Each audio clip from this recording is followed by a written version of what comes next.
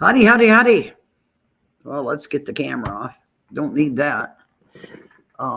Rick Crudo, he'll cry if he sees my hair again because he thinks it's fake. Jesus.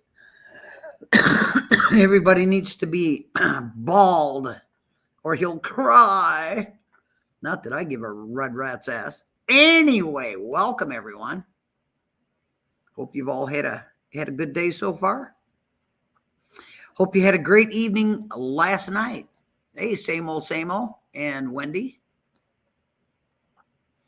Yep, it is 110 degrees, and I just got a text message from someone that I know and says, "Damn you, Lady Di, you." How did this person put this? Damn you, Lady Di, you have cursed us with over 100-degree temps. I didn't do it, bud. I didn't do it. I swear I didn't curse anybody. Yeah, that's too hot. Well, that's not nearly as hot as it was last week. It was 121 degrees last week. That's hot. Just saying, that is flipping hot. But I hope everybody had an absolute great evening last night. I hope everybody got good sleep. You got rested. You got lots of REM sleep. Yeah, like people get a lot of REM sleep. People don't get a lot of REM sleep, but if it's possible, I wish it for you. Good old REM. You made some dogs on the grill for supper. I had a bologna and mayo sandwich, and it's mayo, not Miracle Whip. It's actual Kraft mayonnaise. I had that, and I had one of them little round things. I got to go look. I keep them in the fridge. Let me go look. And I'm not supposed to eat these because they got sugar in them, but I don't give a damn. I wanted one, so I ate one. I'll tell you what they're called here in just a minute. They're round, and they're fairly flat. They're not flat, but they're fairly flat. Hey, Guido. Hey, ERR. Let me see here. What are they called? Damn, they're good. Ding dongs. That's what they're called. Ding dongs. So I had a bologna and mayo sandwich, and I had a ding dong and a Diet Coke. So, anymore I eat what I want to eat when I want to eat it, and I don't really give a red rat's rump.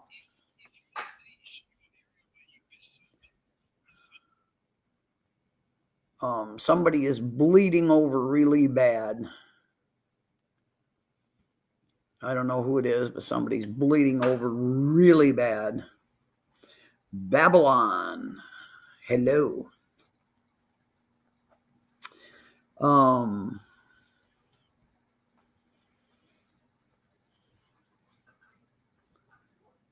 How's the injury? What injury?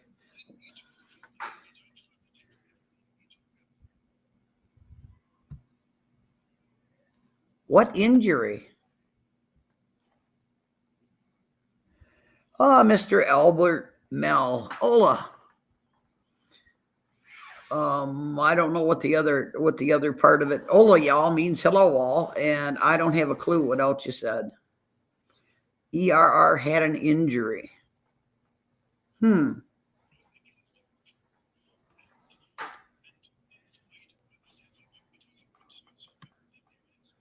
That's got to be from my phone.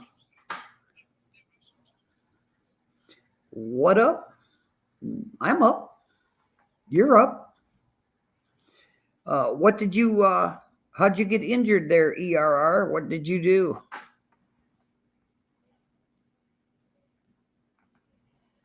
My goodness.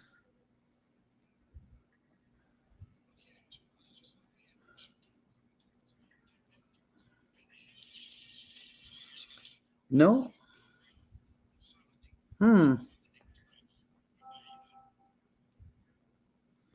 This is coming through my phone and I don't know where it's coming from. So I can hear it. You people can't. We got into a fight. Tears in your meniscus.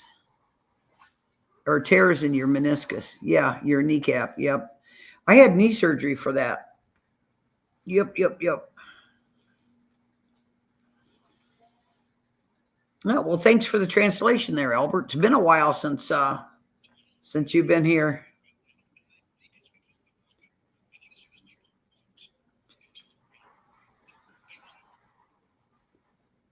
But somebody is really close and they're slopping over on my phone and it's being Bluetooth to my hearing aids. So, yep. I have a couple of videos that I emailed myself. They have a new drug out.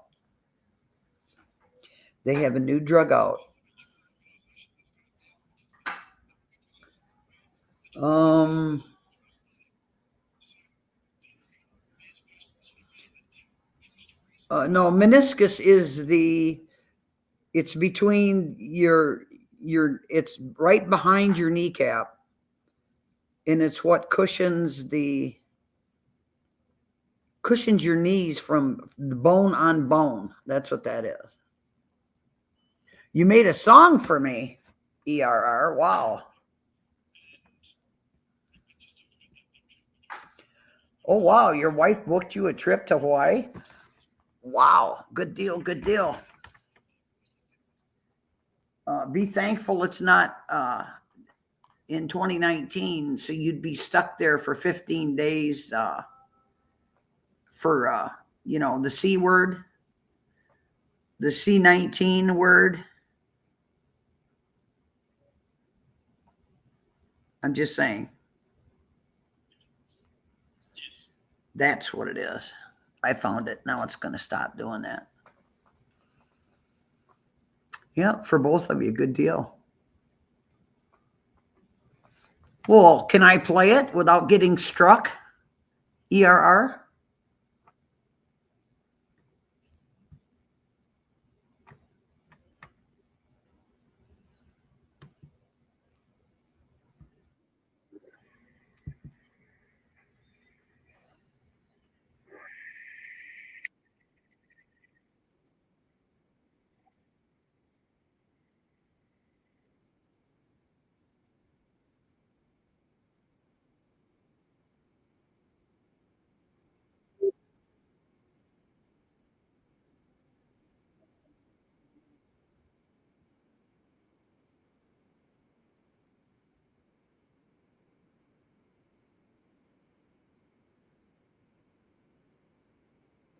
Oh my goodness, I'm telling you.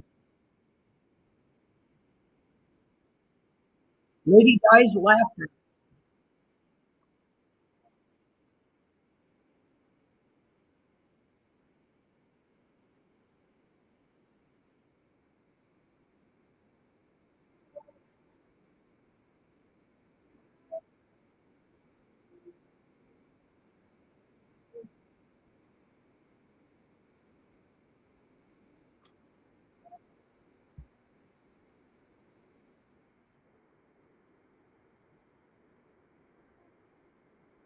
Let me see here. I want to put this up here. I absolutely want to put this up here.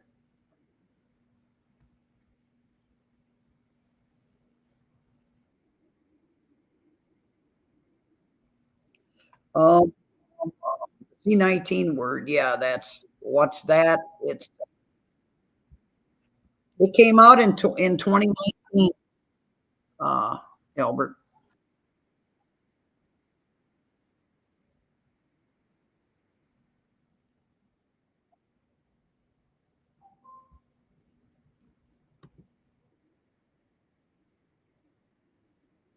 Oh, come on. Come on. I want the There we go. I want to mute that side. I don't want to hear me talking. I think I'm very yuck to hear someone talking. You don't want to hear me talking. Let me see. It's been a long time since I've done this.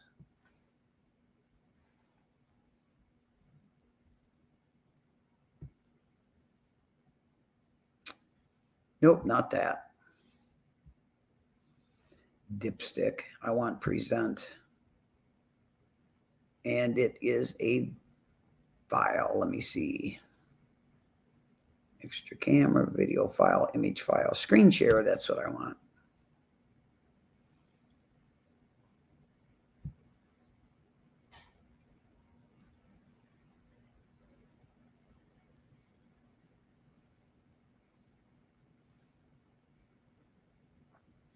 Somehow I've got to get this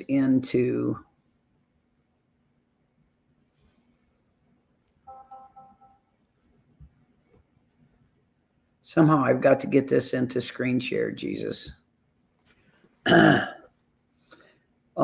I've got to go over here and I've got to copy it, I think.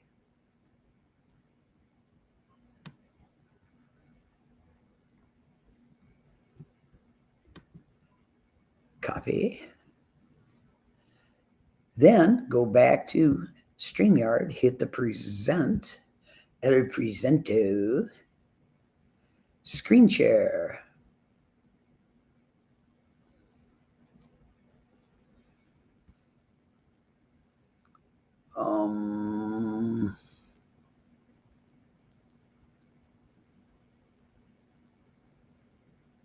That's not what I want. Entire screen, that's not what I want.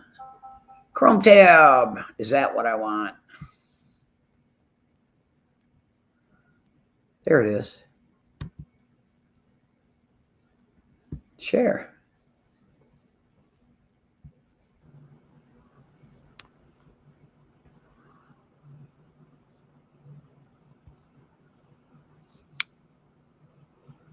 Oh, it's muted. See, I can't do that. It's muted. So I have to unmute it up here.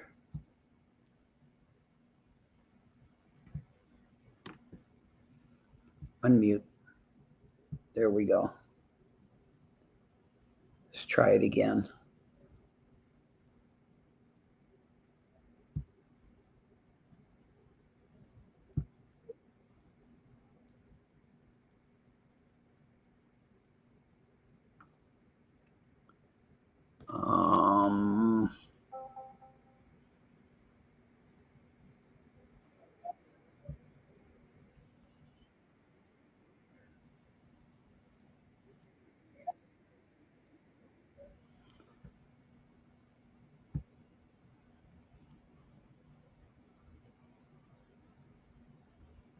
I can't make it play.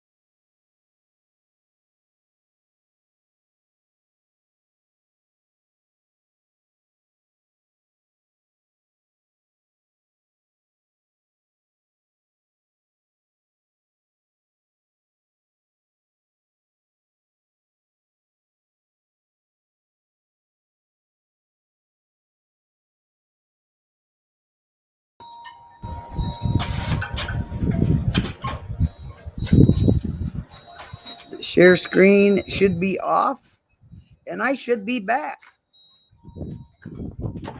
Yeah, the share screen should be off, and I should be back. Thank you so very much. I really appreciate that. I really, really do. That was very sweet of you. I've got to put these shades down. It's killing my plant. The heat, the sun. Come over here. Roller shade, you cotton picker, you. You old cotton picker.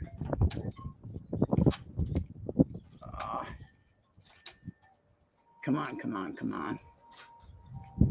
Get stuck, guys. I've got to get to the... Get in there. Hey, Abe. Yep, I am back indeed. That was very sweet of you. I really appreciate that. I mean, sometimes you want to laugh, sometimes you want to cry, and you know, I don't ever want to cry. I've done enough crying in 76 years. I cried when my granddaughter passed. I cried when my mother passed. I cried when my dad passed. I cried when my husband passed. I don't want to cry anymore. So why cry? It doesn't help anything. It certainly doesn't fix anything. And it doesn't make anything any better. I have not. I didn't go get smokes yet this morning. I forgot this morning because I didn't get into the carton. But if I'm going to go tonight after the stream, and then that side didn't come off. I need to lower this one too. And I'm going to pick up a carton. And the Wallapai Indian tribe are the ones that sell them. They're really good smokes, though, let me tell you. I got to close this one too, this roller shade. But I really thank you for making that. That was really sweet of you. There's one side. Now I got to do the other side. Yep. I'm going to go tonight after the stream at 7. I don't know what time they close, but it's going to be a 40-mile trip, round trip. I won't go to Chico's anymore because that guy is an asshole. He thinks he has a right to look at your driver's license. And it's not so much that he has a right to look at it. He thinks he has a right to have it in his hand. And I got news for that guy. He is an asshole. And he's not law enforcement. And who can look at your driver's license in their hand? Come on, come on. Was that right?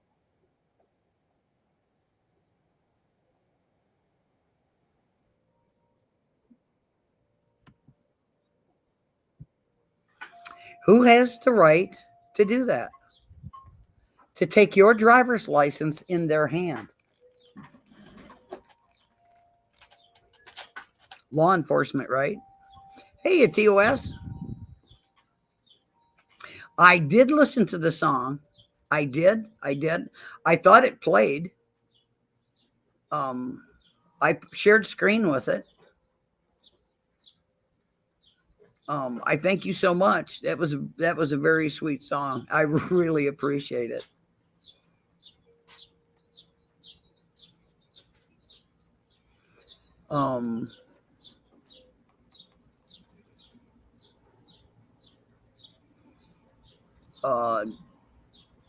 I only know of one other person that made a song for me or about me, and it wasn't very nice at the time. But I thought, hey, it's pretty special. You get a song made out of you. I mean, I didn't get ticked. So, why not? But the only one that has a right to put their driver's license in their hand is law enforcement. Oh, I will. I'll get 4 or 6 cartons. Sure. I won't get just one. The only reason I got one the last time was to try them. Because if I didn't like them, then I go back to the Senecas. Senecas are the same price as the ones from the Wallapai tribe that sells them.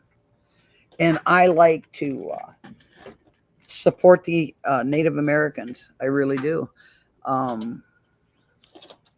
I want to say something, and I don't want anyone to take this the wrong way, because this is not meant as a racist comment. So don't misunderstand what I'm about to say, please.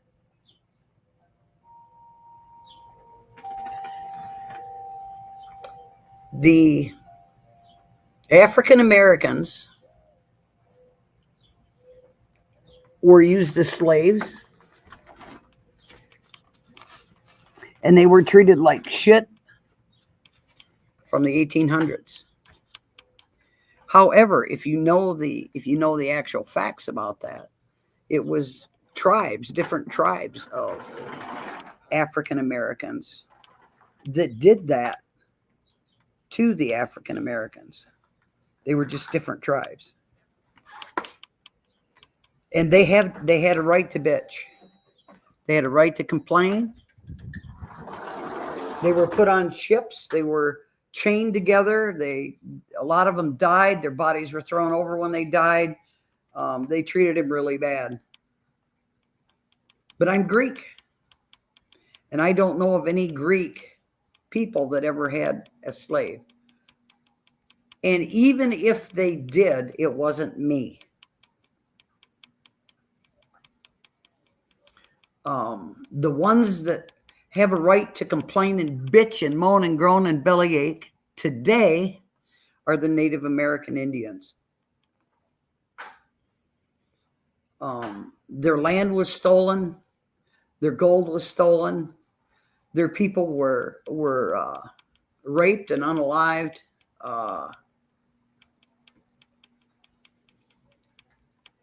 The American government has stuck them on reservations as long as they live on a reservation. Now, this is the way I understand it, still being today. They were stuck on reservations.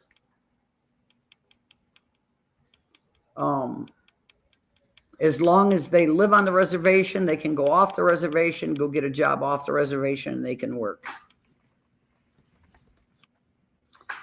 The minute they move off of the reservation, because say the job they have is 40, 60 miles away, one way, and then double that for round trip for a job. So they figure they can move closer to their job. They're never allowed to go back and live on the reservation. Now, that's the way I understand it to be yet today. And if I'm wrong, then I'm wrong, but that's the way I understand it. So I think that the Native American Indians, I mean, they were very religious people. The Americans they really did bad crap to them. If it wasn't for the Native American people, the Thanksgiving Day, the Thanksgiving stuff, the feast would have never been, because they would have starved to death, because the Indians provided their food. And the Americans treated them like crap. They tortured the Native American people. And that's where the Native American people learned how to torture other people. I'm not saying they didn't have wars against different tribes. I'm not saying that. I'm talking about the American people and the Native American people. So, but that was a really nice song. And if you people want to go back and you want to download that song and you want to listen to that, that's a very nice song, and I really appreciate that.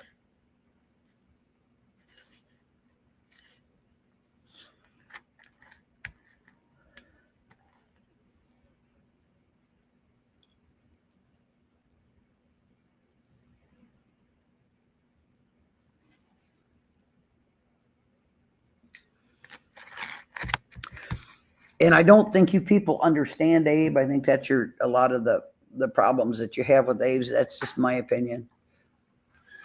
But I've known Abe since he was 18, and I've known him off of YouTube. So, and I've had people say, oh, Abe, you had the crime scene photos of when my granddaughter unalived herself. No, he didn't. I had the crime scene photos. I used to have a garden years and years ago when I lived in Illinois, just south of the Wisconsin border. And after my dad passed, my mother had a stroke, and she had a garden. And I had 2 kids and a husband and a house to take care of. I had a minimum of 45 hours a week work, and every 4 weeks was the end of, I don't know how the hell to even put this. It was the end of their fiscal month. And I would have to work as late as 7, 8, 9 o'clock at night and start at 6 in the morning. That's when I was in management. Because when you're in management and you have people that work for you, if they don't show up for work, they're sick, whatever reason, you have to cover that with someone else. And I also did college three nights a week. So, just saying. So you put that all together, and then and I had 2 daughters to boot to take care of. I mean, when you have children, you have to take care of them, right? You have to cook meals and all that stuff. And I mean, my husband, he made a couple of big mistakes because he was in the Air Force, and he thought he was my CO and I was his PFC, and that wasn't going to work well. And I know that there was one neighbor right next to me that actually had a cash bet going with the neighbor that lived across from me that our marriage wouldn't last for 6 months. Well, it lasted for 35 years. And I would still be married to him if he were still alive. But we're still together because he's here in an urn. So, I'm just saying. Oh my, the outside temp has dropped down to 109 and 2/10. If you guys would like to see that, I can show you that. 109 and 2/10. See there? 10% humidity. 78.4 in the house with 25% humidity. See there? And that is a ThermPro. You can purchase a ThermPro, and it gives you very, very accurate, temperature readings. That's the main reader. Then you have one for inside. I have one for inside, and I have one for outside. You can buy one of those with just one of the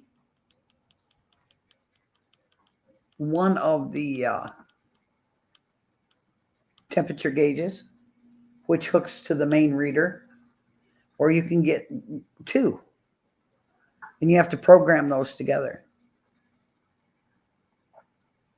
So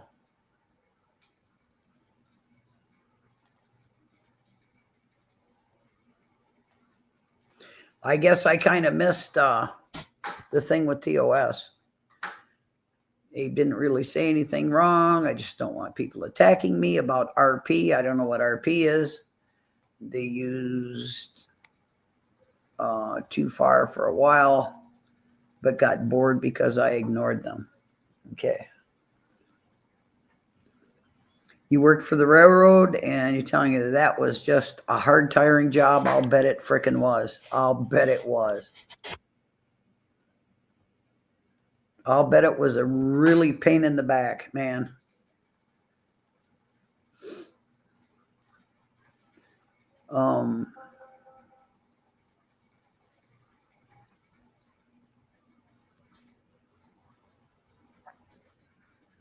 Okay, I'll disregard it.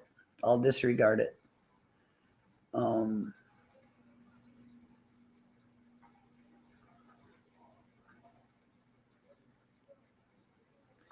The most tiring job I've ever had, that would be picking cotton on my hands and knees. When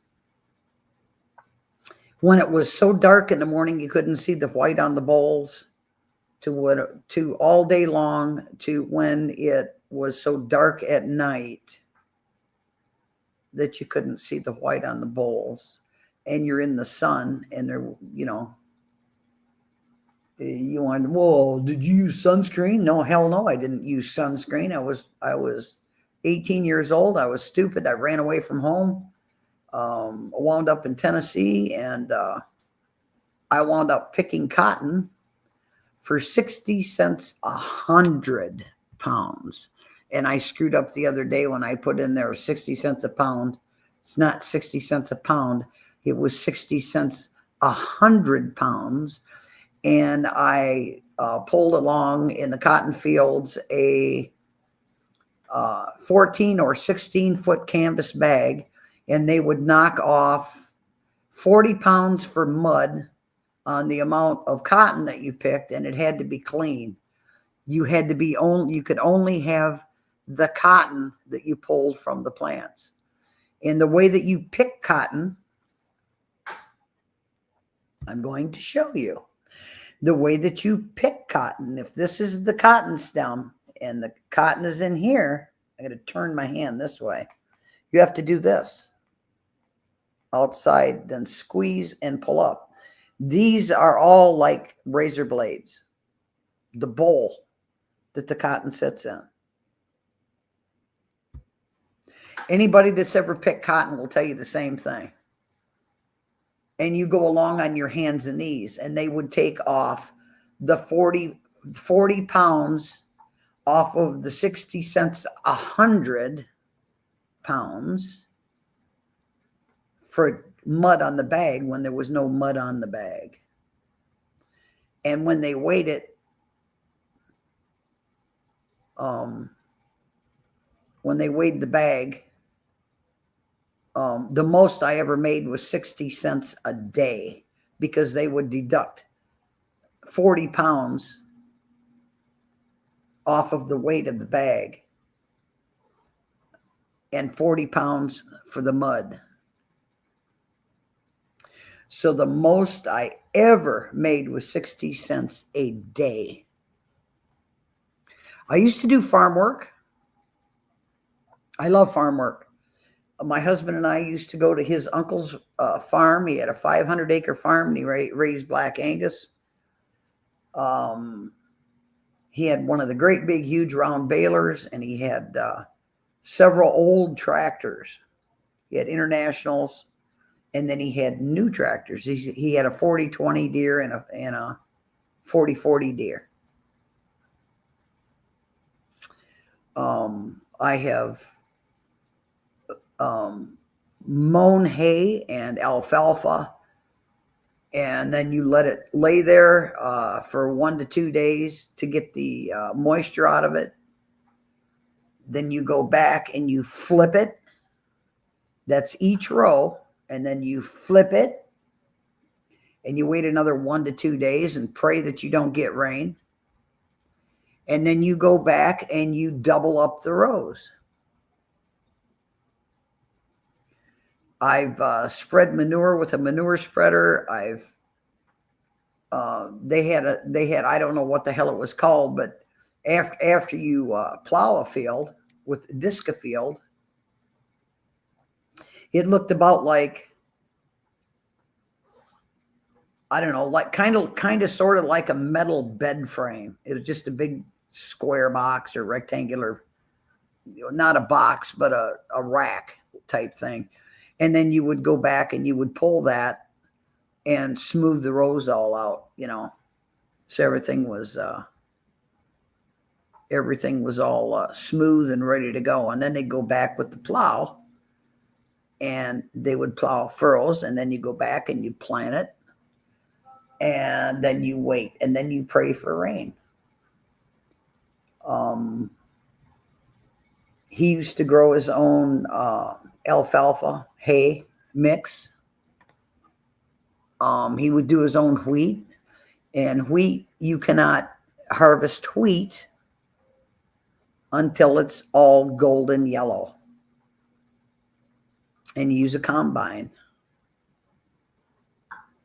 No, I did not. I did not slaughter any of the animals. That's what they did. That's what they did. That's why I don't like fresh chicken. I did that crap. I did that kind of stuff when I was 10. I slaughtered animals, dressed them, field dressed them, and all that stuff. They had a big old sow, and the sow was contained in a concrete pen. Had a big, huge, round steel gate that was probably 3-inch diameter, and it was thick walled. And that's how you kept the sow in there. They had a boar that they kept for breeding, because the sow, they breed the sow, and then you get the piglets, and then you sell or raise the piglets, and the runt they always kill. They don't ever want to keep the runt. And my husband was the only one that could go in with the sow and pick up the babies and not get eaten by the sow. The boar hog, or the male hog that they used to inseminate or breed with to get the baby pigs, they kept in a steel cage, and they would pass that boar hog around to the different farmers in the area, and that way you didn't have birth defects. They did the same thing with the bulls. I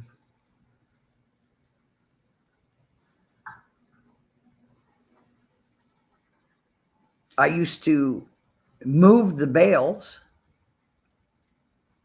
It had like a big toothpick on the back, huge round next to the tractor on the back, and then a point. It was long. It was probably, 8-10 foot long.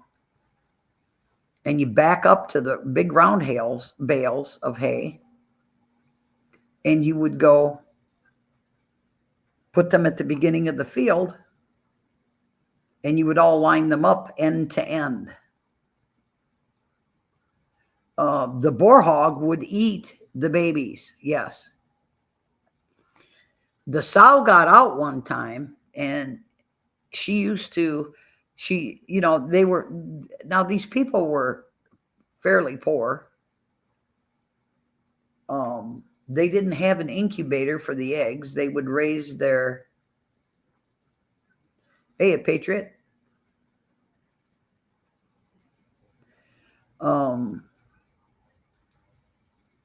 She would take a cardboard box, and she would put the eggs in the cardboard box. She'd put a old towel in the bottom, and she'd lay the duck eggs and chicken eggs in there, and then she'd take a regular incandescent light, take the lampshade off of it, and lay that across the box, and that was the incubator.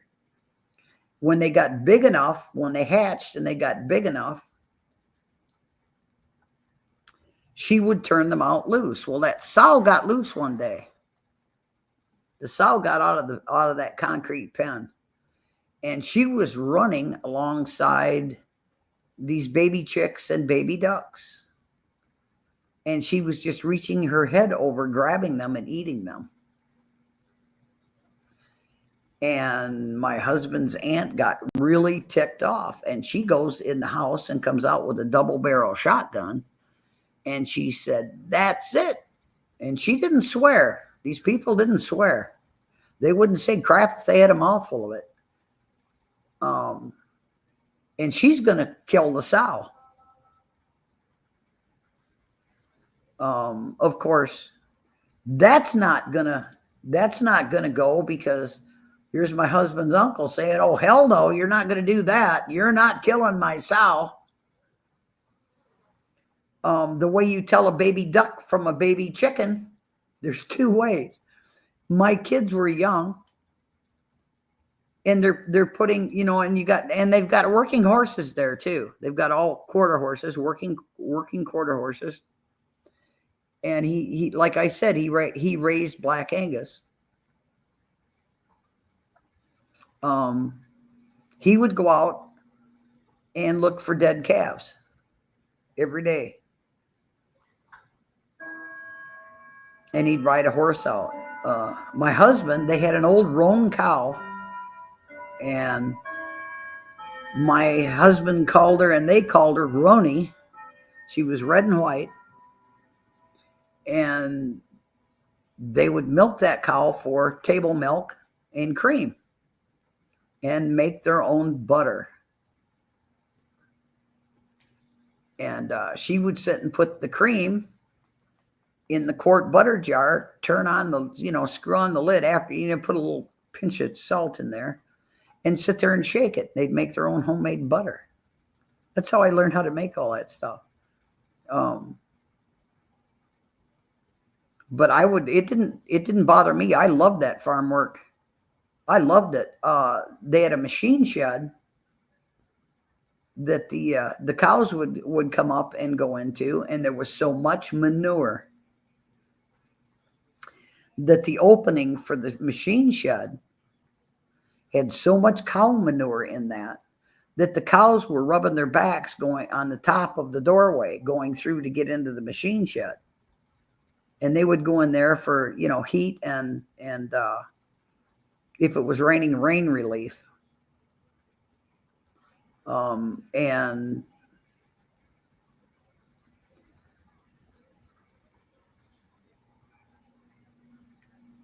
oh, wow, that's pretty neat. That's pretty neat, TOS. That's awesome.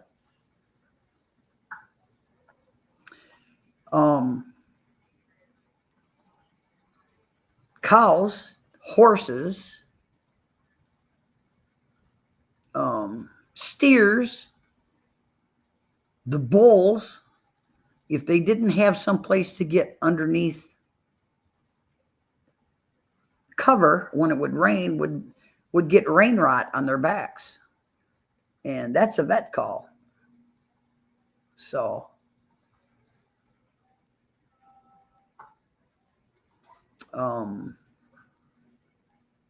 the lamb followed you everywhere? Sure, absolutely. You get a brand new calf, and I'm going to tell you what happens. You take the calf away from the mother, and the calf will follow you because now you're the mother. My granddaughter had a cow. They bought three. Actually, I bought them 3 little calves, 2 males and a female. And I paid for those. I paid $40 a piece for them, so that my granddaughter could have fresh meat. And they were going to raise them and butcher them. And you know, her dad knew how to do all that. He knew how to trim horse hooves. He knew how to do all that stuff.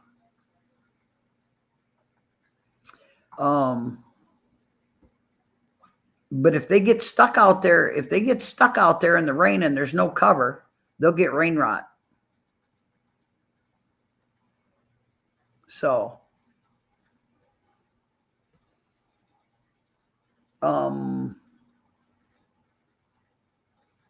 they raised the three calves, the 2 males and 1 female. And back then you would have to cut or remove the testes from the little calves because they're little bulls, because they are intact, and you'd have to remove the testes to be able to make them a steer, okay, for table meat. I remember and they'd get horns, and these were not Black Angus, these were just little red calves. I can remember one of the steers getting its head stuck in a great big round, it was a great big huge round fiber container that they would put he would put different kinds of feed in for those for them 2 cows and that, or for that cow and them 2 steers to eat, so they could, you know, bulk up. And I can remember this steer getting his head caught. One steer getting his head caught in there, and they'd already had the other steer he'd already butchered him and cut him up for table meat.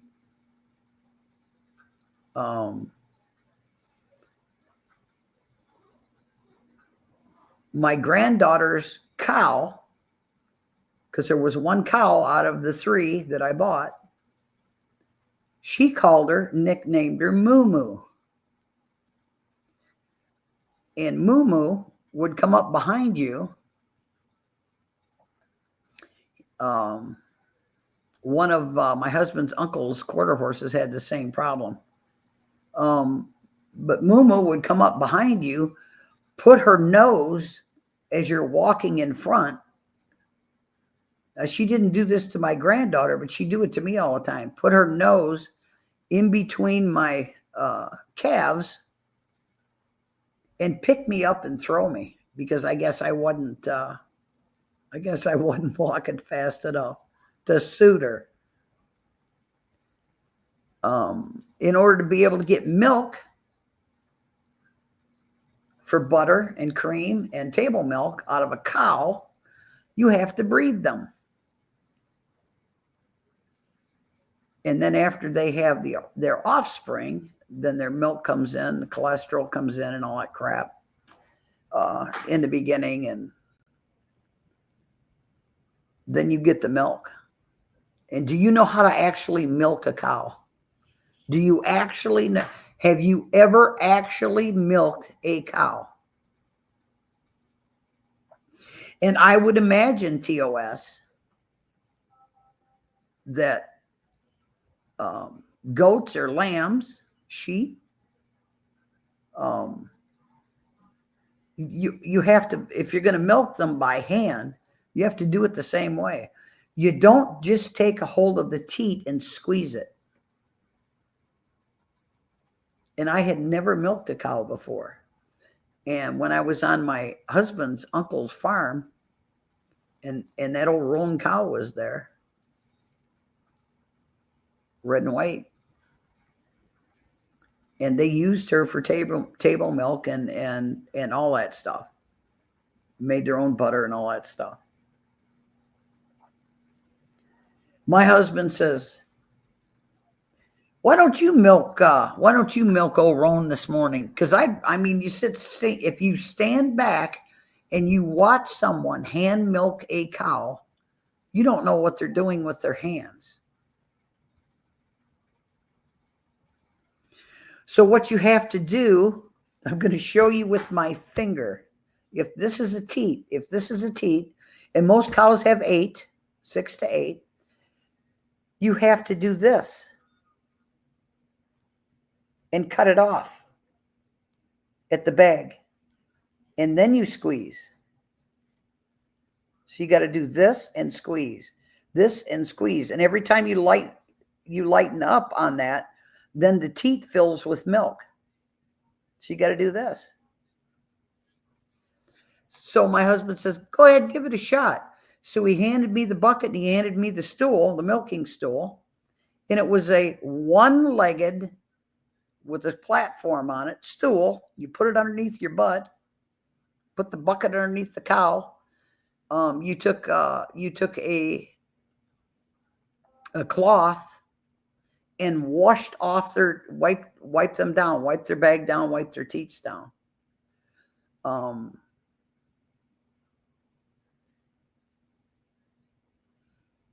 Did I see what you said about the mallard? No, sweetheart, I've been running my mouth. Let me back up.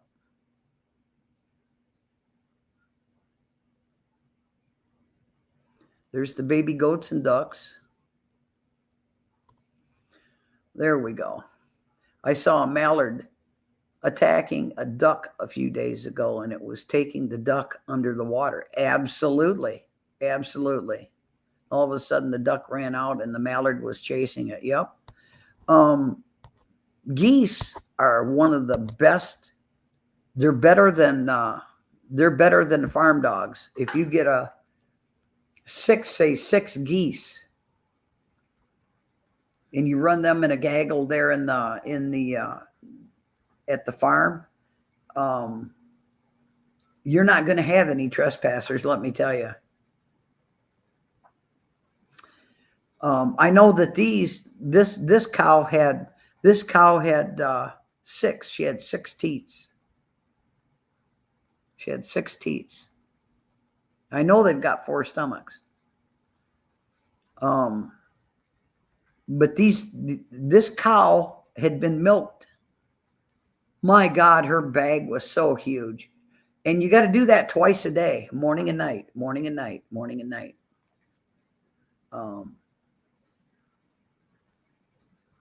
But anyway, what I was doing was I was just taking and squeezing the teat, and there was nothing coming out. My husband's sitting there laughing at me. We ain't doing it right. I said, well, how in the hell many different ways is there of squeezing a cow teat? Come on, Bob, give me a break. He said, you're not doing it right. He says, you have to cut the teat off. And I looked at him. I cut the teat off. What the hell do you mean cut the teat off? And then finally he showed me. You better have some strong hands is all I can tell you. And then you strip the bag and you strip the teat too. You strip that when you're done milking. And you have to do each teat. I guess the bag section is off for the teats. So here's the teat hanging down. And you've milked the bag, and the bag basically is empty. Now you get to strip the teats. You know how to strip the teats? You do this. Just that way. To get the rest of the... But you still got to cut it off at the top. And just pull down on it. So... they didn't have a farm dog. They had geese. They had 4 or 6 geese. They had a chicken coop. And there's a way of telling if the chicken eggs are rotten or not. And his aunt would go in there and pick up the eggs out from underneath the chickens. And of course, they didn't peck her. They pecked the hell out of me, but they didn't peck her. And she'd grab each egg and pick it up and shake it and listen to it. And every once in a while, she'd throw one and break it. And I said, what are you doing? She says, it's a rotten egg. It's a rotten egg. it evidently, she told me evidently, because they had roosters there too, because they raised chickens and ducks, or chickens and, yeah, chickens and ducks. And the way you tell a duckling from a baby chicken to a baby duck, is you look at their bill. And the ducks have a flat bill and the chickens have a pointy bill. And here's my two girls over there trying to get them all to swim in the horse trough. And some of them are swimming and others are drowning. No, God. I remember my daughter, I tried to teach my daughter how to ride horses. I used to own my own horses. And I tried to teach my oldest daughter how to do this. And I told her, I says, you know what? You need a pair of riding boots. That's what you need. She says, I don't want any riding boots. I says, if you're going to ride a horse, you need riding boots. I don't want any riding boots, Mom. I said, but look, you're not paying attention to what I'm telling you. If you're going to ride a horse, you need riding boots. Because the only thing that you put in the stirrup are your toes. You don't put your whole foot in the stirrup. Well, you know what, Mom? My tennis shoes are good enough. And I got tired of arguing with her, and I said, that's just fine. You don't want riding boots? You want to use your damn tennis shoes? I says, you have at it. And I told her, I said, toes only in the stirrups. And of course, she didn't listen, and she'd put her foot all the way into the stirrup, all the way to where the side of the stirrup would hit her hurry up clock. It would hit her, the side of the stirrup would hit the center of the bottom of her foot. Why was the mallard attacking the duck? I don't have a clue. They just, they're hurting animals. Cows, horses, ducks. They're hurting animals. They stay in their own little clutch. Maybe it's because the other one got too close. I don't know. I don't have a clue. I'm not all that good at it. I just know what I know. Hey, gone fishing.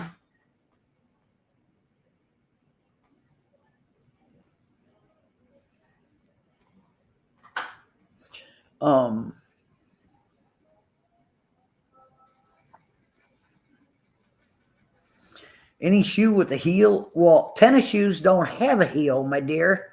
Do they? Do Converse have heels? No. And I told them, I told my kids, I'll go buy you riding boots, because the front of the front of the boot is long and it's pointed, and you're only supposed to put your toes in there. You're not supposed to take it all the way up to the arch of your foot.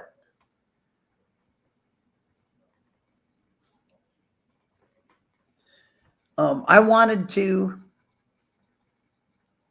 There's a lady that lives 2-3 houses down from me, and they come out here every winter. They come here and they bring their horses.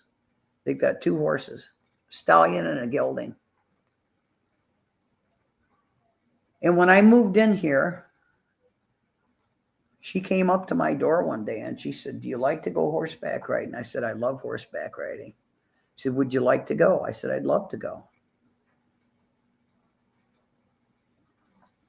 Yeah, you don't wear stilettos, let me tell you. You don't wear high heels, no. You don't wear dress shoes, absolutely not. And she never got around that first year in 2017. She never got around to come and getting me to go riding. And then the next year came.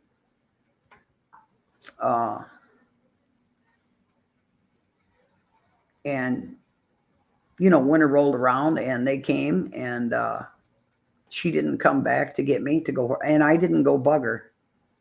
I figured, I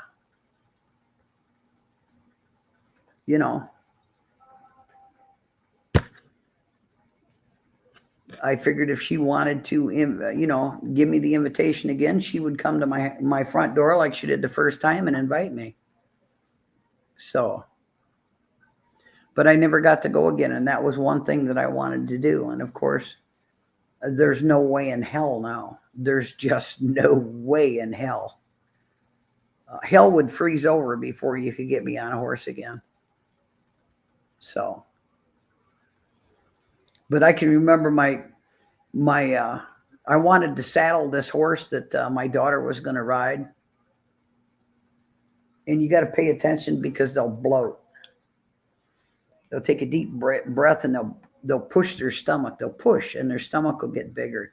Then you go ahead and saddle them. And if they don't release that, the saddle's loose. And I told my daughter, I said, I'll saddle your horse. She says, no, I'll saddle my horse. I want to saddle my horse. I says, you don't know what you're doing. I don't care. I'll watch you saddle yours. And as you saddle yours, I'll saddle mine. I said, okay, no problem. You'll figure it out.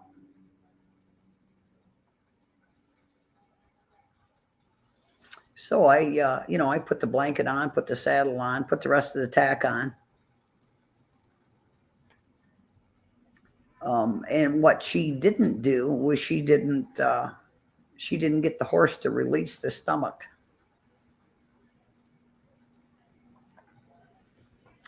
So she sticks her foot up in the stirrup,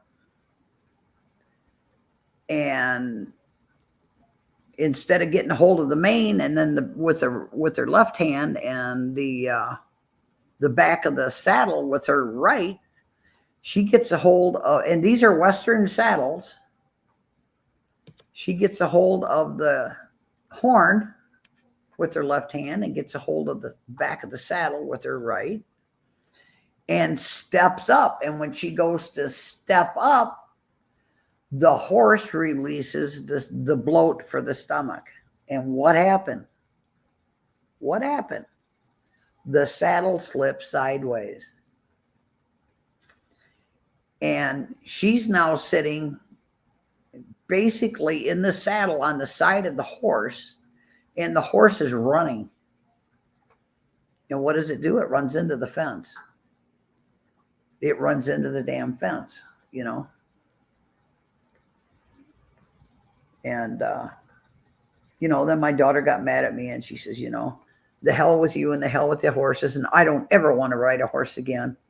And I told her, I says, you don't want to listen. You do it your way. You know everything. You do it your way. You'll figure it out. I told you you'd figure it out. So, but I had 3 horses at one time. I had a Tennessee Walker, and I had a Quarter, and I had a Shetland. And when my youngest daughter was little, she'd ride the Shetland. So, but horses, you will never have another, and I'm including Snowball in this, you will never have the same type of relationship with a horse that you will on any other animal. It's such a special relationship. It just is. And I don't know how to explain it any further than that. And I'm not saying that Snowball and I don't have a relationship. We do. But she's a dog. She's not a horse. And a horse is different. The relationship that you build with that horse is different. And in Iowa, where my husband's uncle lived on this farm,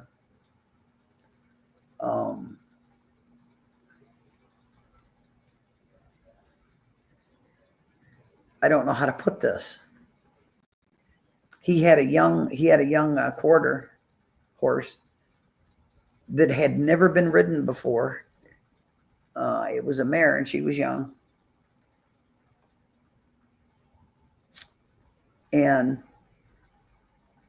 he was working with the horse to break the horse. You don't slap a saddle on them and, you know, tie something around their eyes so they can't see and jump on them and ride them until they are done bucking. That's not the way you do it. I mean, that's not the way I did it.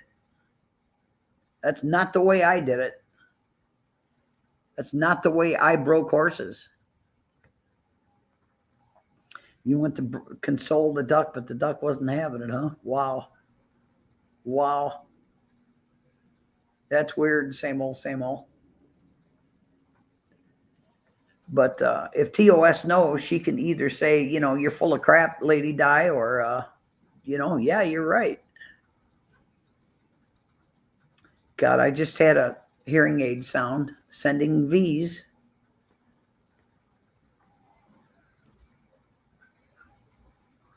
Yeah, you took the duck underwater. Yep, that would have a tendency of pissing them off.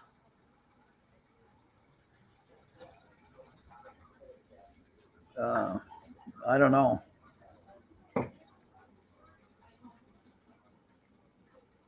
I got to stick this hearing aid in.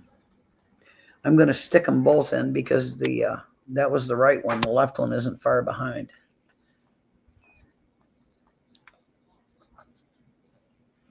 Well, sure, of course they do. Well, my daughter, when she went to step up on this horse, she had the reins short. You don't have the reins short. And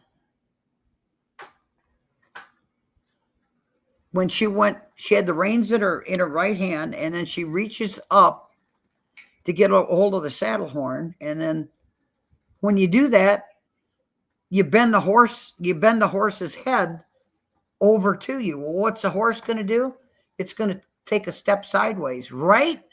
And it would step right on her foot every freaking time. And I told her, loosen up the reins. You don't need the reins tight. What the hell is the matter with you? You know, but then, you know, she knew everything. Okay. Figure it out yourself.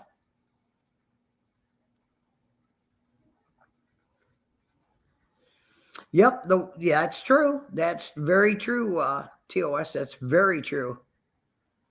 But I didn't break horses that way with them, you know, getting on them and tying their eyes up and getting up on the saddle and letting them buck. I didn't do that. I did not do that. I did it totally the opposite way. I befriend the horse to begin with, and you mess with them every day, and you don't miss a day, every day. And then you introduce them to the blanket. You let them smell the blanket, and you introduce them to the blanket, and you put the blanket on them, and you let them walk them around with just the blanket on. That's the way I did it. Yeah, bucking horses are not fun to ride. And that Tennessee Walker I had was named Bucky. What does that tell you? What's the blanket? You can't just take a saddle and whip a saddle up on a horse's back. You have to have a blanket. You have to have something to absorb the moisture because they sweat. They lather and sweat. So you put this blanket up and it goes just a little bit on the mane, and then it lays flat across their back, and it goes back towards their backside. So it's underneath the saddle. And then you flop the saddle up on them. And when I would break them, that I would use just the blanket, and I would let them smell it and walk them around. And I do that for like about a week. And you brush them every day, you mess with them every day, and you develop a relationship with that horse. The horse starts to get to know you, and you start to get to know the horse. You know the horse's moods and temperament. And then after about a week with just the blanket, then you pull the all the riding side, which would be the right side of the saddle, the stirrup. You pull that up over the saddle, and you place it. You place the saddle up there. You don't throw it up there. You place it up there, and you put it where it belongs, and then you just knock off the stirrup for the right side of the horse, and you always mount on the left. That's the way I was taught. You mount on the left. Some horses, I guess it doesn't matter, but I've never mounted a horse on the right, ever.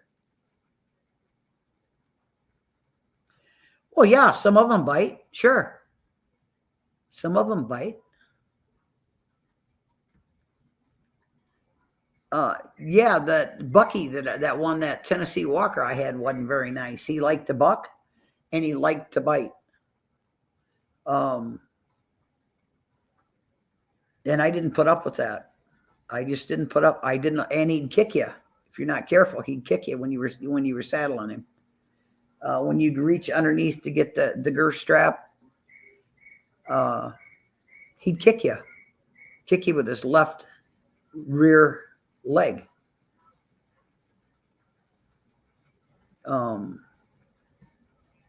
You'd have to tie his head or he'd bite you.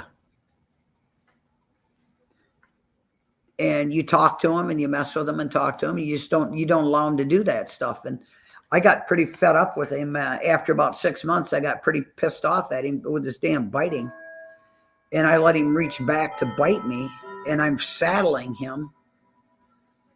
And I took my finger and I flicked his nose. And I told him no.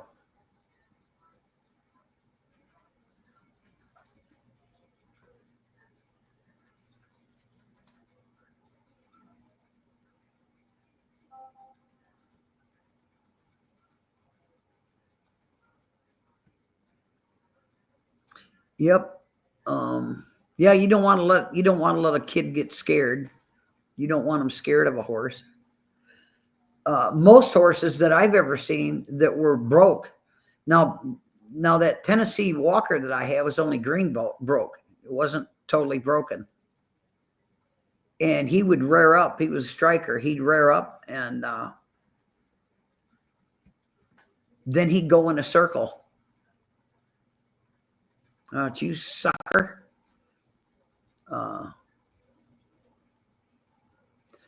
So he was green broke, so I would cross the reins. And when I wanted him to go to the left, I'd pull that left rein and that sucker would go. I'm telling you.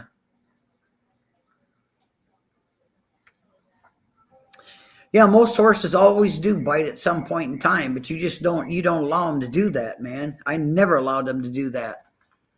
I know he kicked me. He kicked me in my right hip once as I was saddling him.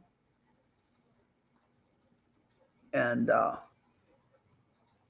again, this is after about 6 months of this shit. And I decided that's enough. And I give him a goddamn good knee right in the belly.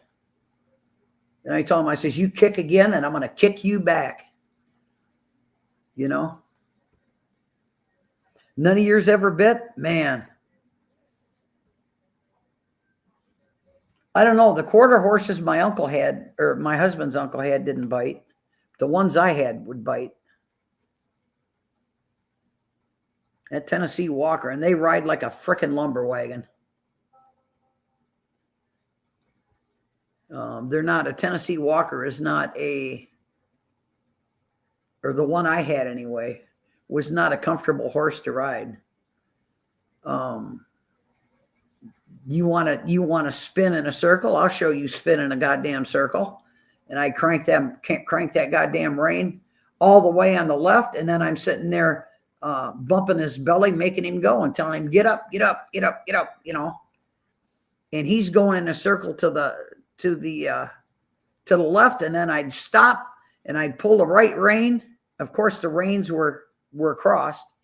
I'd pull the right side for the right side rein, and then I do the same thing for the right. I said, come on, you want to go in a circle? Let's go. And then I took him to a freshly plowed field.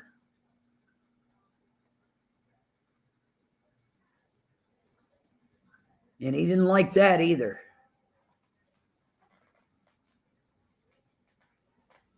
But by the end of that the second year that I had that horse, I pretty well had him broke.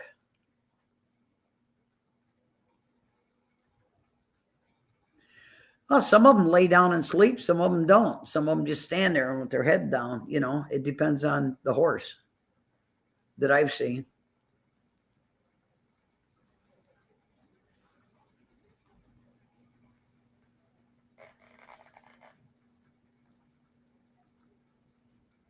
I have an album back in Illinois with pictures of my horses in it.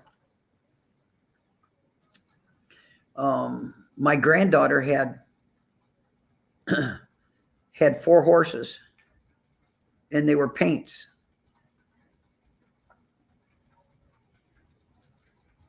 No, I've never been attacked by a rooster.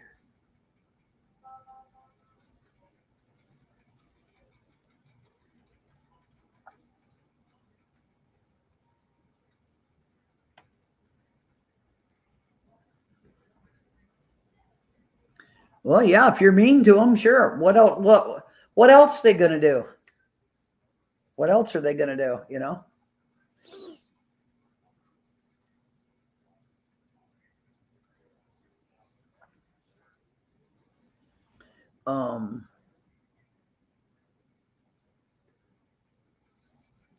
I am trying to remember. You could get this little bottle of stuff, and I'm trying to remember what it was called for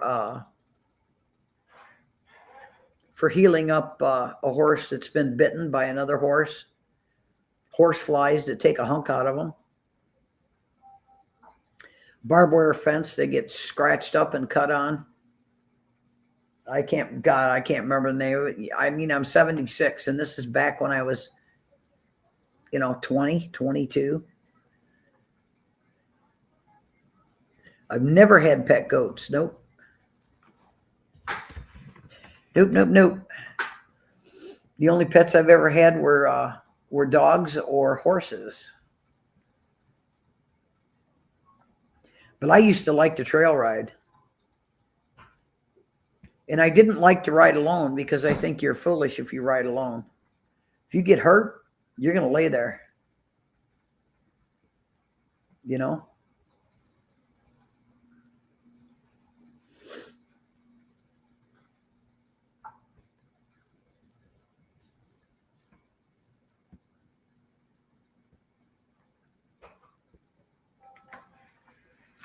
Yeah.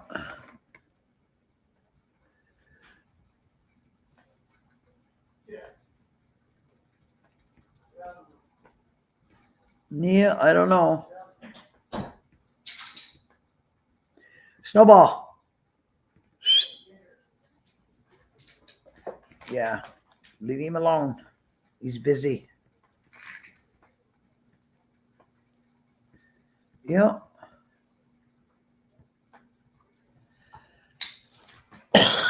I've never eaten goat. I know Kumanina Scari has. She loves goat meat.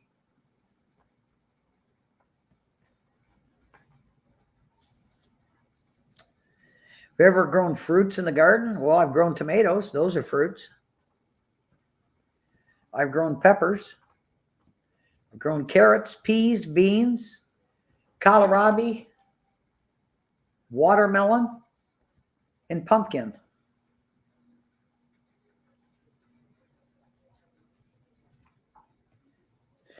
I don't know. The only game cocks I've ever had, game hens, I buy at the store and put on the grill, man.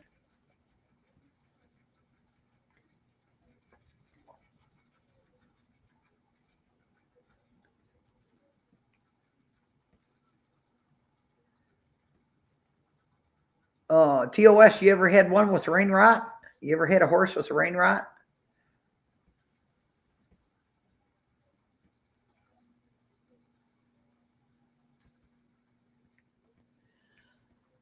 I can tell you a story about my husband's uncle with a bull that they had, and they, by the way, you only, yeah, rain rot, yeah, that's from them being out in the rain, and they get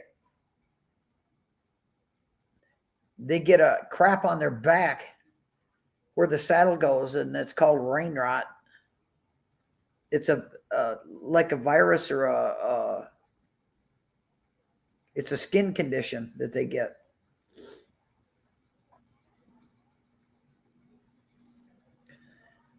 So they've got to be able to get in out of the rain, you know.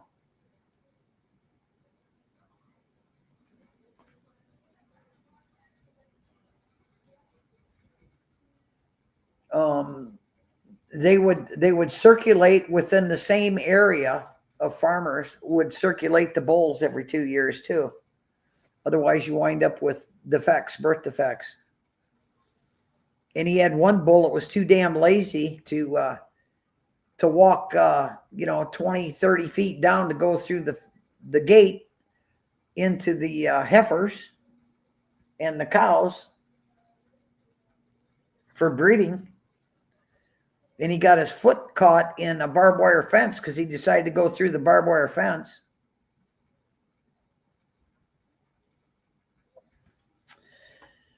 And then he got pink eye in one eye because he got stuck in the eye with one of the barbs.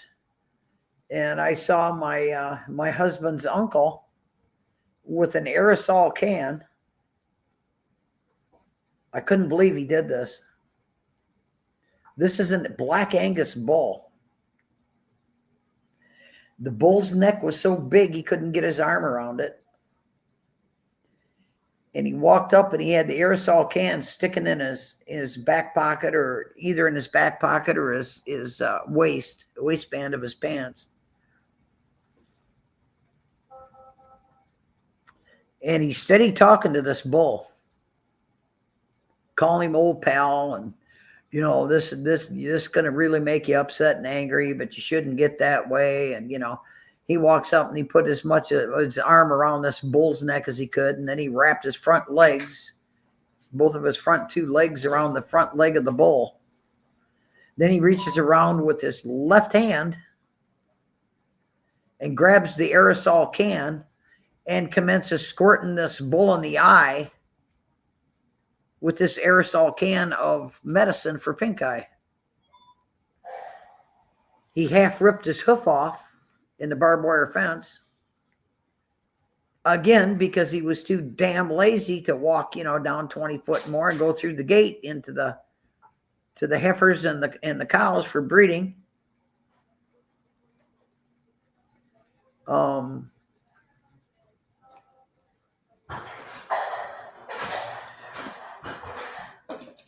Yeah, absolutely. That's what you do. You get them under cover of some sort. You either get them in a shed or a barn, or you put the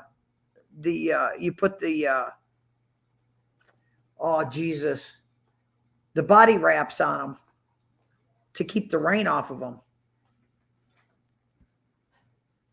And you used waterproof rugs. There you go.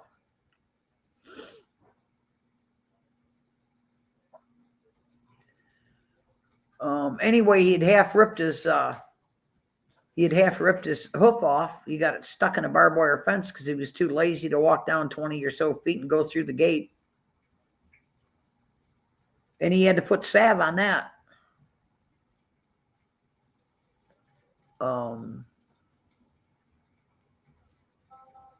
It was pretty neat to watch him do that crap, especially when he used that aerosol can, because the bull was going in a spin. The bull was running in a spin. And he's telling him, it's okay, old pal, old buddy. We'll be just fine. This is going to fix you right up. The vet says, and he's steady talking to this damn bull. And he's got his right arm around as much of his neck as he could, and both of his legs wrapped around the bull's front left leg, And the bull is in a spin, and he's steady talking to him. Just, oh, Jesus, God Almighty. I told him, I said, you're out of your goddamn mind. You're out of your mind. Ralph, how can you do that? Well, he says, he can't help it. I said, he can't help it. Jesus. It didn't take the bull long to heal up, though. I mean, within a week, the pink eye was gone, and within a couple of weeks, his hoof was all right.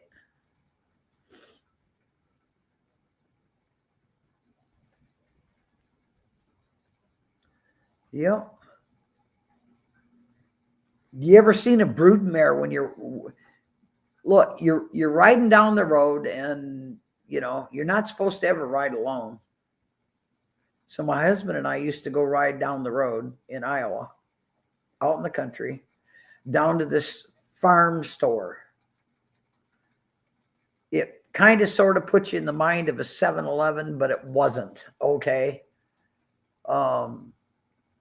They had like a huge ass pickle jar in there, and you could buy chips, and you could buy peanuts, and you could buy apples, and you could buy jelly and stuff like that in there. That's about it.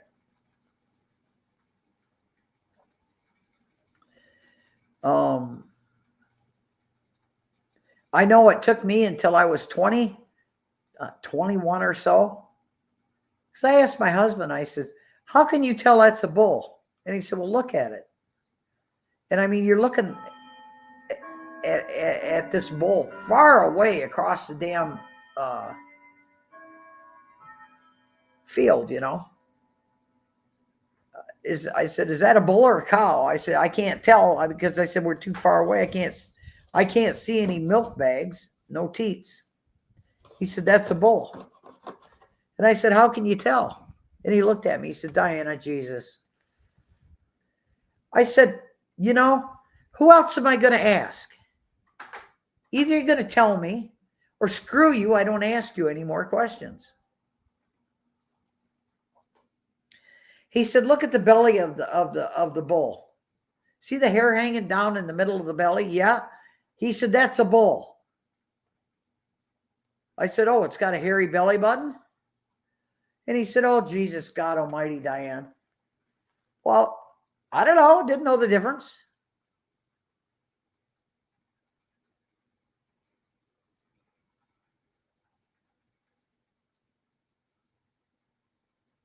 But we'd ride down the road headed for this store, and they had this broodmare. They had this broodmare in this field. And my husband was riding a stud, and I was riding a gelding.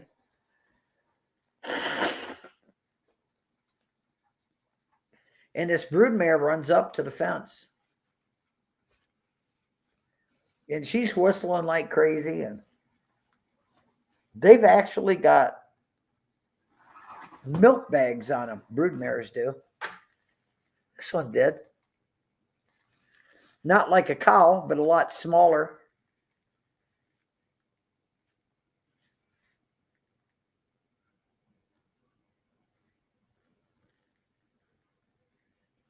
So the bulls are nothing to play with. He told us, do not ever come out here and walk in this field. You always come out, if you want to come out and look at the cattle, you come out in the pickup truck, get the keys, come out in the pickup truck and look. Do not get out and walk on the ground. Do not do it. And I looked at him. I said, why? He said, they will hurt you. You do not know these bulls, and these bulls do not know you. They know me, he said, and I can walk out here. You cannot. You're always in a pickup truck, or you're on a horse. You do not ever get down and walk around these bulls. These are big black Angus. I said to my husband, I said, oh my God, look, we were in a pickup truck, and his uncle was driving, and Bob and I were sitting in the back. were sitting on the side rails of the pickup truck. And I said, look I said, them damn bulls are fighting. And my husband looked at me. And then he looked back. He looked at the bull and the cow. It was a bull and a cow. And he looked back at me. He says, I think you're a lost cause. That's what I think. Do I have to teach you everything? Can you not just figure out what you're seeing? Well, the bull was running up to the cow and jumping on the cow's back and then jumping back off and going the other way while I was looking from across the field. What can I say? You people all know what they were doing. I didn't, but I do now. And after that, I knew then, but I told him, I said, they look like they're fighting.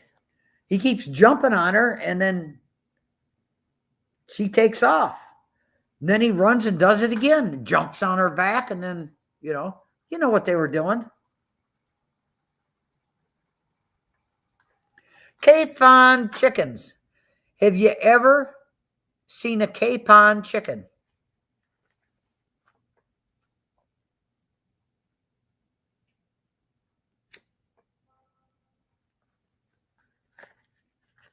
They were breeding is what they were doing. The cow was getting bred by the bull. That's what was going on.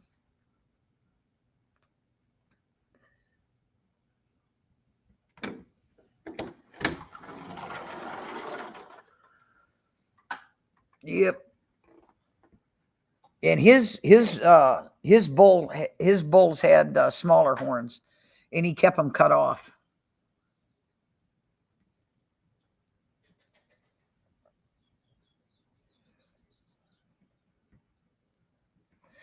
Yep. I've seen cows getting slaughtered, pigs getting slaughtered. I seen my dad slaughter a pig, and then I've seen how they're professionally slaughtered in cows.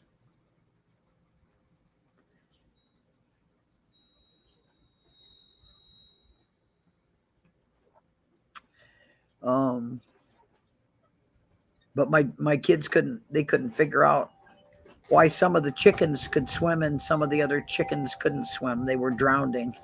Jesus. Because they weren't paying attention, It's because they had ducks and chickens. They had ducklings and chickens. Chicks. How did they slaughter a cow back in the day? They run them in. They run them in the slaughterhouse, and they had what they called what was it called? A hammer gun. And they'd walk up to it, and they'd pull the hammer gun, and the hammer would come out and hit them in the head, and down on their bellies they'd go. Then they'd take a chain on a hoist, and they would put the chain around each leg in the back, and they would hoist them up so they're hanging by their back legs. And they would walk up to them and take a huge butcher knife and slit them wide ass open, and their intestines and everything would fall out. And sometimes they were pregnant and they had calves. Seen it done. They used to do that down at Quaker Oats. My brother worked down there in the slaughterhouse, and he hated it. But he was young, and that's where they start you out at, is in the slaughterhouse. I'm just saying, that's how they used to do it. How the hell they do it now, I don't have a freaking clue, but that's the way they did it at that plant. And they did that to horses too. They did horses the same way. The hammer gun it looked like kind of like a pistol. Instead of shooting a bullet, it shot out with like a sledgehammer. It would hit him right in the top of the head and stun him. Oh, he come home so smelly, it was pathetic and covered with blood. My mom wouldn't let him in the house. Made him change outside. I used to make my husband change outside when he was a plumber too. When he was an apprentice plumber, and he went in for a 7-year apprenticeship. And each year you make 10%. Up to the 5th year, you make 10% of a licensed plumber's wage. Each year it's increased by 10%. So the first year you make 10% plumber's wage. Second year you make 20% plumber's wage. Third year you make 30% of a plumber's wage. And he was union, so he had to have a sponsor. And a guy named Willamy was his sponsor. Bert Willamy. I'll never forget that guy either. Yep, my kitchen sink had a single controlled faucet on it.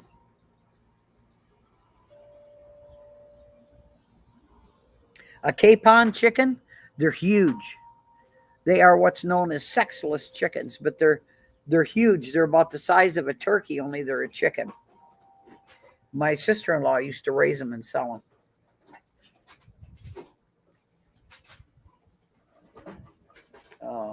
And they call them sexless. And that's bullshit because they got to come from somewhere, right?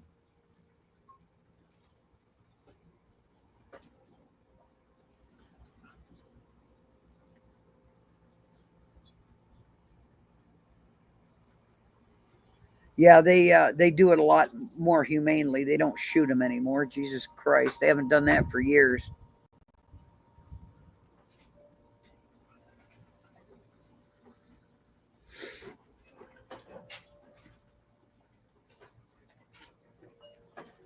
Yeah, well, they did that for the blood gone fishing. Try to keep some of the blood off of them. But that's how they used to. That's how they used to slaughter horses too. What they used was an air gun. Okay, well, back in the day when my brother worked there, they used what it was called a hammer gun. You saved and sold the blood. What the hell what did they use the blood for? That would be my question. Back in the day, they used to put it down a drain, and pipes ran underneath the ground, and they emptied it into the Rock River. That's what the hell they did with it back in the day. No, I've never heard of blood pudding. I've heard of blood cheese. I've heard of head cheese, but I've never heard of blood pudding. It's a luxury in Brazil. Wow. Never heard of it. I wouldn't eat it. I would not eat it. I am someone that if you hand food to me or put on a plate in front of me, if I don't know what it is, I'm not going to eat it. And I don't care if I haven't eaten in 3 days. I'm not going to eat it.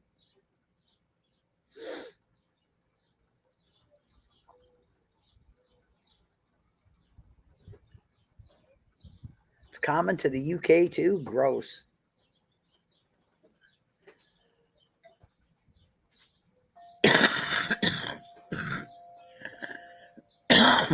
Damn, I wish my chest would loosen up.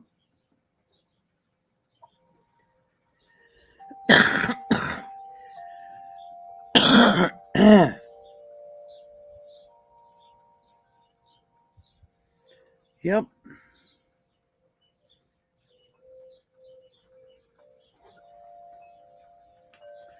I can remember when I was a kid, there was old man and old lady Crippen, and old lady Crippen died. So it was just the old man that was left. He lived 2 houses down from where I grew up, from the house I grew up in. And we had outhouses back then. We had outhouses, people. And you have a board, a couple of them, 2x10s, that make a path to the outhouse for in the wintertime, and in the summertime for when it rains and you got mud. And you dig a hole and you set the outhouse over the hole. And then when the hole starts to fill up, you dig another hole. Then you move the outhouse to the new hole, and you take the dirt that you dug out for the new outhouse hole and you put it in the old partially filled hole with fecal material.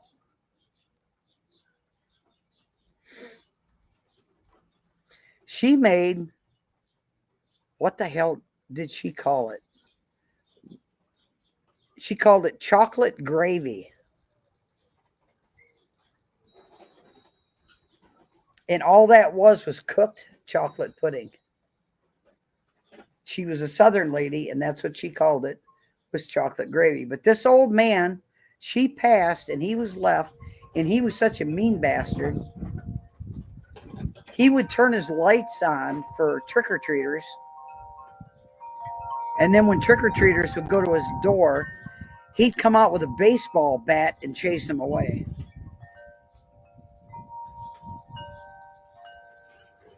Why were they two holers?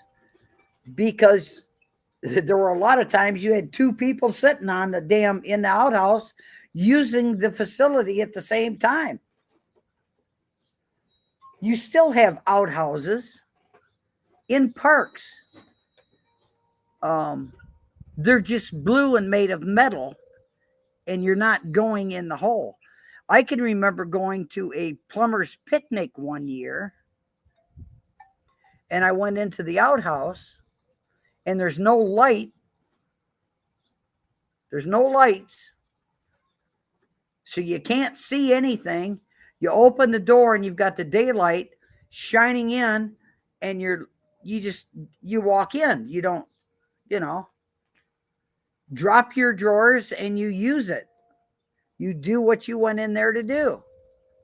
I sat on a goddamn snake. I come out of that goddamn outhouse running with my pants around my ankles, and I mean both sets, running across that field. I'm telling you. I remember that. God, I remember that. From then on, I took a flashlight with me.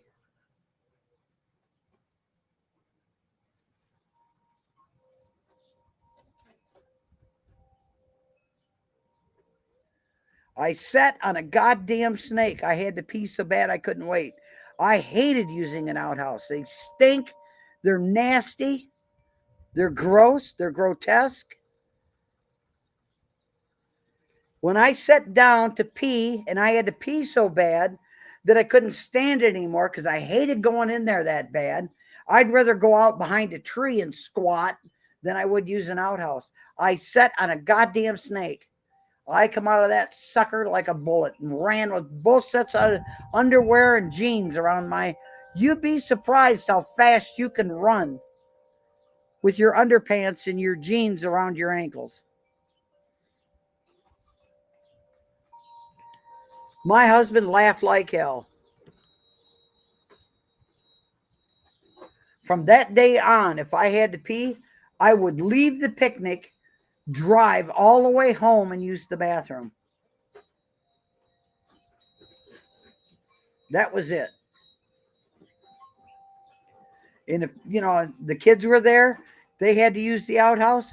I had a flashlight for them. I wouldn't use it anymore. And I told myself, I'll take you home. You can use the pot, use the toilet. No, we can use this. Dad says we can use this. Okay.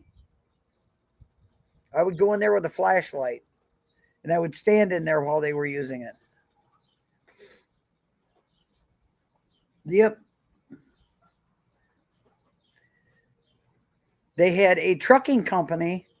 We lived out in farm country.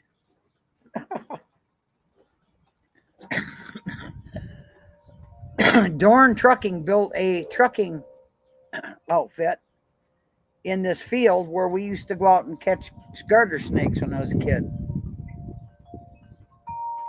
My aunt got a job there. But we would go out there and we'd kick cardboard. I mean, they didn't give a damn what they threw out there. And snakes, live underneath cardboard. And I mean, Gaylord boxes, if you know what a Gaylord box is, you flatten that out. That's a big freaking flat box.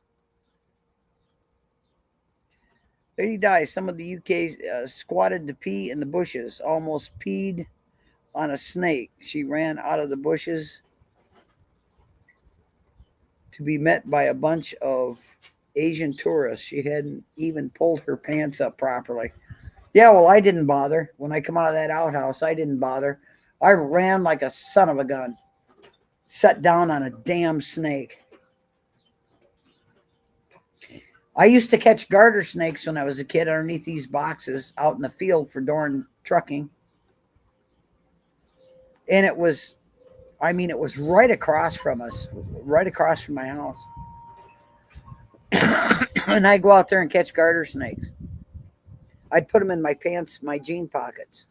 Then I'd forget they were there. Snakes, even garter snakes, when they have young, back in the day, and I've seen them do this, they like swallow their young, but they don't swallow their young. They open their mouth and their young will all crawl in their mouth and go somewhere. Especially if the snake, the mother snake, gets scared. And when it's no longer scared, she'll open her mouth and all crawl out. Well, I would take these damn garter snakes and I'd stick them in my pants pockets. And I forgot one time that I did that and I didn't get rid of the snake. And my mother had an old Roper wringer washer. Now, don't forget, I'm 76 years old, okay? It had a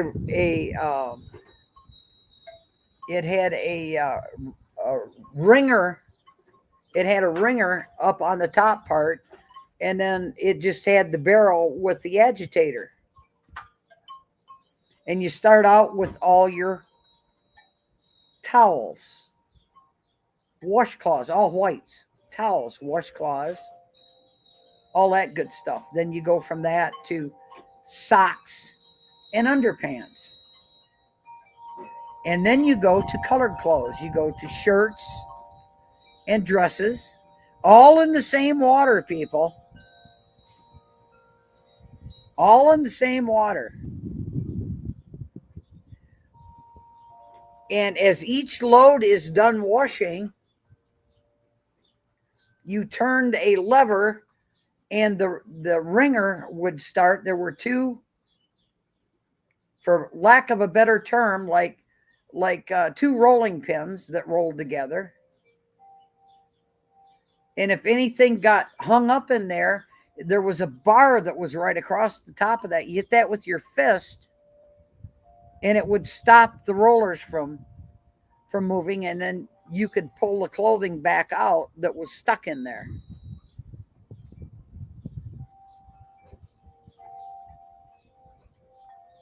That's how you did laundry. And then it went through, we had a big galvanized tub. Keeping in mind, we had an outhouse. We didn't have running water in the house.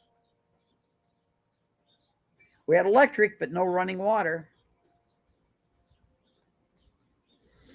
Had a big, huge galvanized tub, and you fill that with rinse water. So after you wash a load, you put it through the wringer, and then it goes into the water for the rinse water, all in the same water for each load. And then you wring it back out and throw it in a basket. When the basket gets full, you carried it up the basement stairs, you took it out, and you hung it on lines. And they were aluminum lines. They weren't cloth lines. And before you could hang anything on those aluminum lines, you had to take a wet rag and walk the length of the aluminum lines and wipe them down.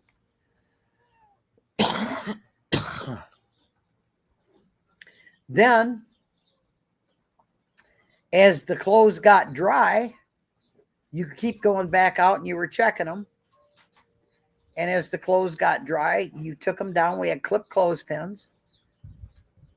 You'd put them in the basket and you'd bring them in. Then you'd fold the towels and you would fold the, let's see, bath towels, hand towels, washcloths, sheets, underpants, and then white blouses. And then you go to colored clothes. So you're washing everything in the same water, and then you're rinsing everything in the same rinse water. Well, that big tub, galvanized tub, is what we bathed in. We bathed in that. We had a shower, but we weren't allowed to use the shower because we were kids. Does that sound mean? No, that's what you did back in the day. That's just what you did back in the day.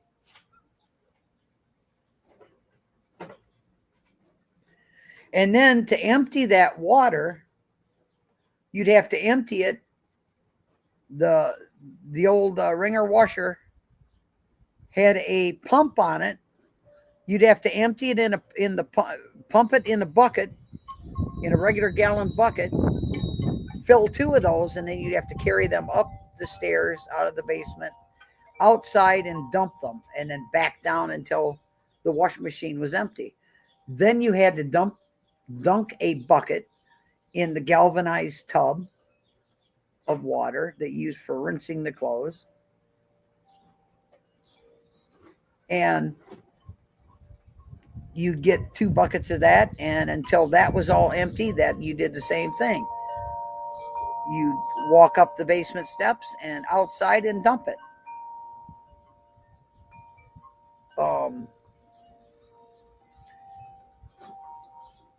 What can I say?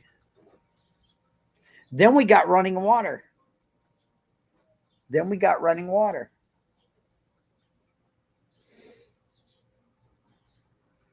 Because then we had a shower. But we weren't allowed, like I said, we weren't allowed because we were kids to use the shower. We had a well that was in the basement. It was a hand-dug well. And you had to pump your water from that well into a hot water heater when we had running water. And that's the way that was. And before we had the shower, and my dad had hand dug the well and put in galvanized pipe. How long's it been since you've seen galvanized pipe? Piped that up to the kitchen, and that pipe went up through the counter from the basement, and it had an old silcock on it with a silcock nozzle, like you hook a garden hose to outside of your house. That's a silcock. And then my mom had running water in the house. So pretty neat, huh? Yeah, you guys should be thankful. Yep. That you weren't born back when I was born. But it was normal life. That was normal life when I was a kid.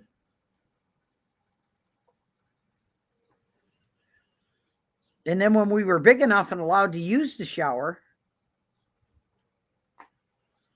my dad would have to go down and start the water, and I'd have to sit there and wait until he got the water running, and he'd tell you, you got 5 minutes. Then out he would go, and up the basement steps he'd go to upstairs. And in 5 minutes he was back, and if I wasn't done, that's too bad. Get the hell out.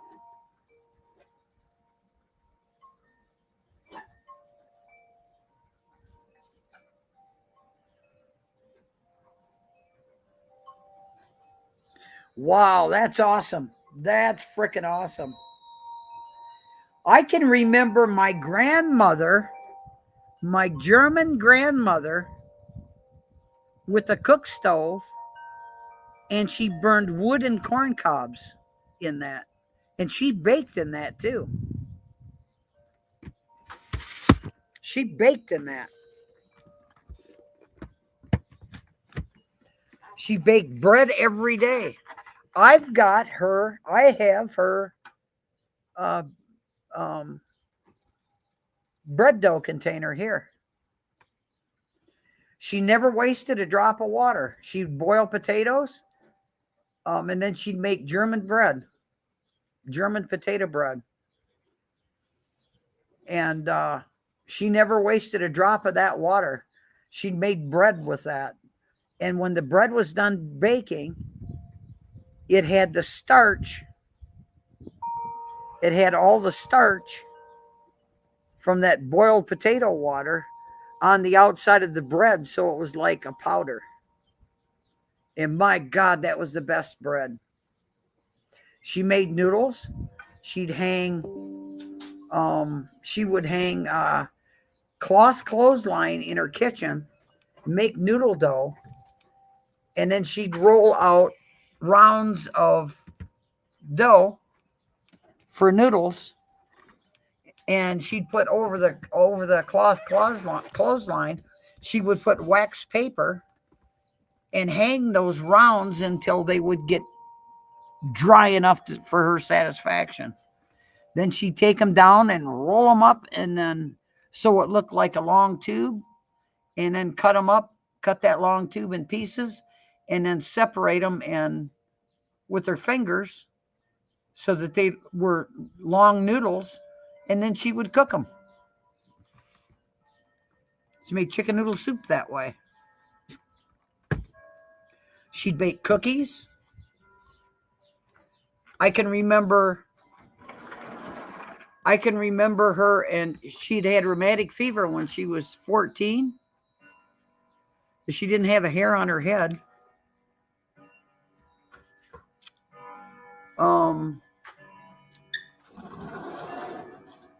I can't remember much about my grandfather. This is on my dad's side. But she would make the best sugar cookies that you've ever put in your mouth. They would melt in your mouth. And she would use a fork. And she'd shape them in balls with her hand, and then she'd push down on them with a glass, the bottom of a glass, and then she'd use a fork to make lines on them. And then she'd put sugar on the top.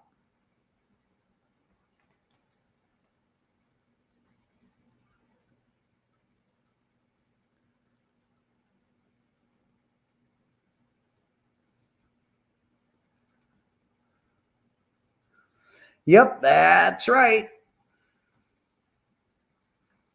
But that was her cook stove. That's what she cooked on, and that's what she baked in.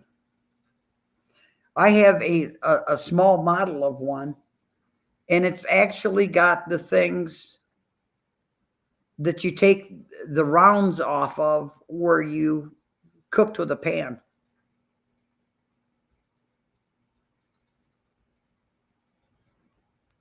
I've still got her spoon. I've still got her fork. I've still got her knife. And I looked, and damn thing, I can't find it in the drawer, but I know I've got it.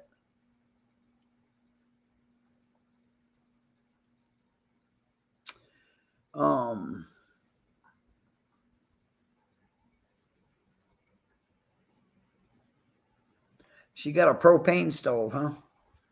Well, my grandmother died in 1955 or 1956, and I was born in 49. I was born in June of 49. And she had fallen and broke her hip, and she had a really bad heart. She didn't have a hair on her head, and she wore a cap. She wore a cap on her head, and she had hand-sewn hair around the outside of that cap. So the hair went from one ear to around the back of her head to the other ear. She didn't have a hair on her head. She had rheumatic fever. And she talked with a German brogue. And I used to ask her where she grew up at. She would never tell me. And she'd say, not for me to say. Not for me to say. And as I got older, and I still ask her, not that I got that much older, but as I got a little older and I would ask her, and she'd say, I can't tell you. I think she was in the country illegally. She came through Ellis Island. She came with her mother. She told me that when she was 4 years old, and neither one could speak any English. Hey, Vern Vision, welcome, sweetheart. Where's Abe? He was in here.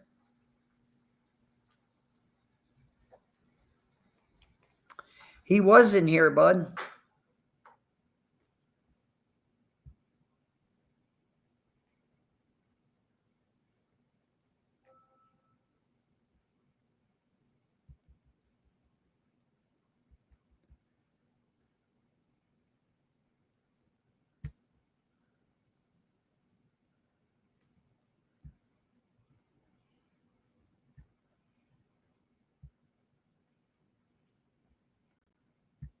I mean, the stuff I can remember, and I've had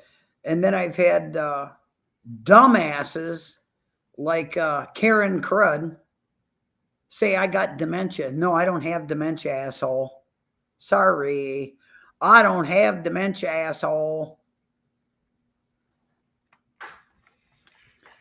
Now, I just made you a mod. How come you're not blue?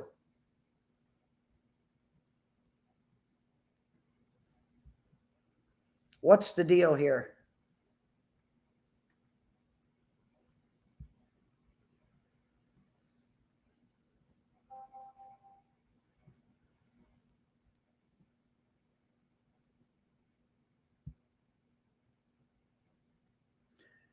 You are a managing mod, Vern Vision, and you're not blue. I don't get that. There, now you are.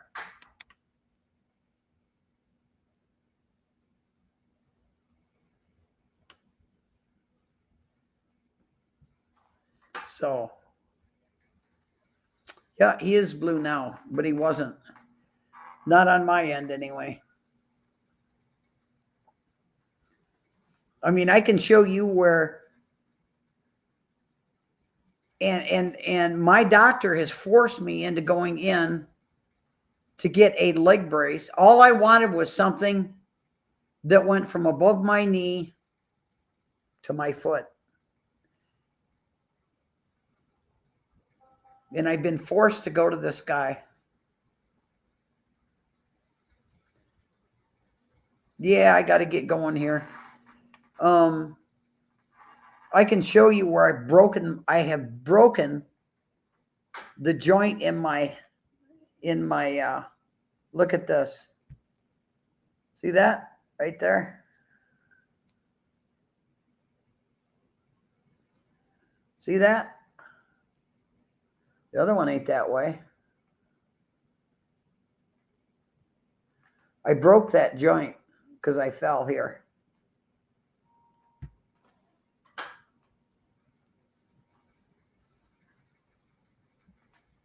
You just got parked for the night? Good deal. Yeah, I got to go. I got to get out of here and go get my smokes. I want everybody to pay attention to the outro. The part where you see the CBP Border Patrol rolling around on the ground with that asshole, that is, if you don't know, if you've not been around long enough to know who that is Lou Stefano, the Salty Rant.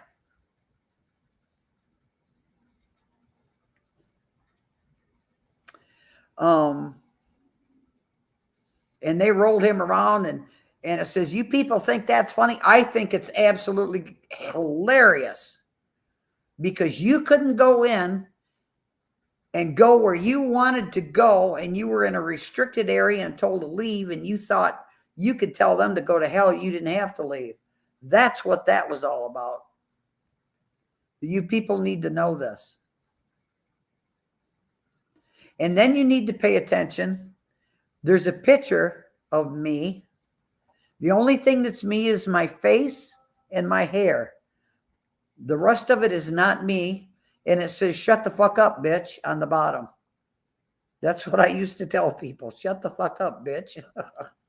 God almighty. So that's in my outro.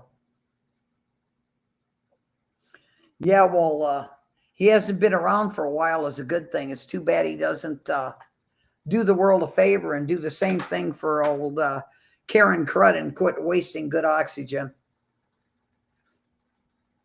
You know?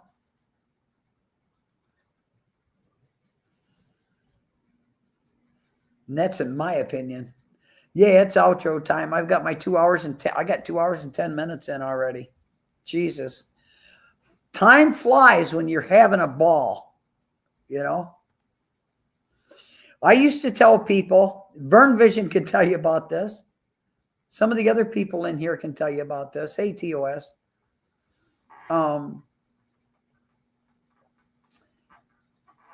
I used to tell the Salty Rant, Lou Stefano, the Salty Rant.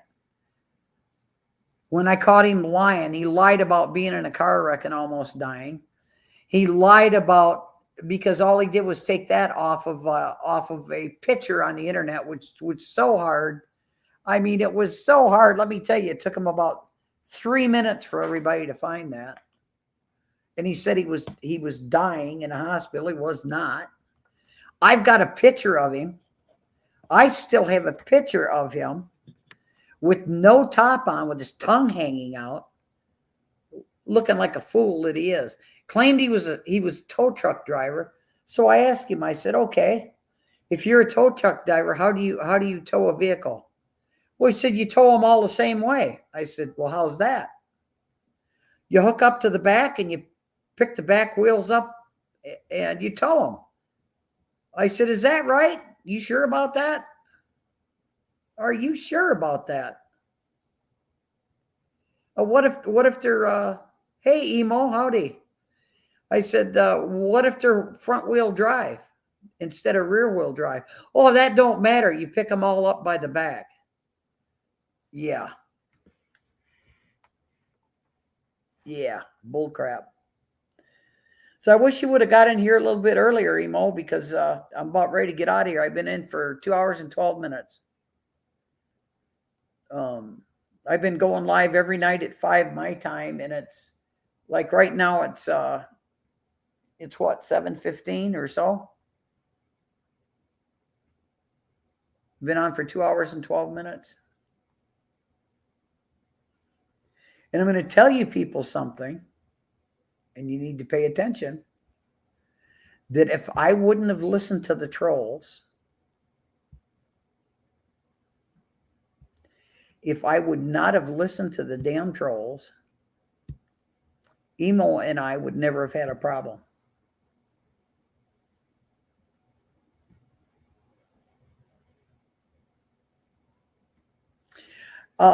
Yeah, you got to watch my outro, Emo. I think you're going to like this. I think you're going to love this outro. And I do. I got to get out of here, guys. I got to get out of here. It's 7:15. So I'm 15 minutes over. So everybody have a great evening. 73. I've also been a licensed ham radio operator for over 50 years. That's where the 73 term comes in. You guys have a great evening. We'll catch you later. Emo, you got to come in earlier, bud. You got to come in earlier. So here goes the outro, guys. 73, everybody have a great evening. Love you. Viewer discretion is advised. They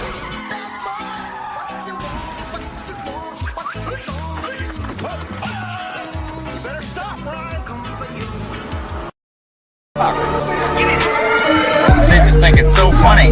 No! We are federales, you know, the mountain police. If you're the police, where are your badges? Badges? We ain't got no badges. We don't need no badges. I don't have to show you any stinking badges.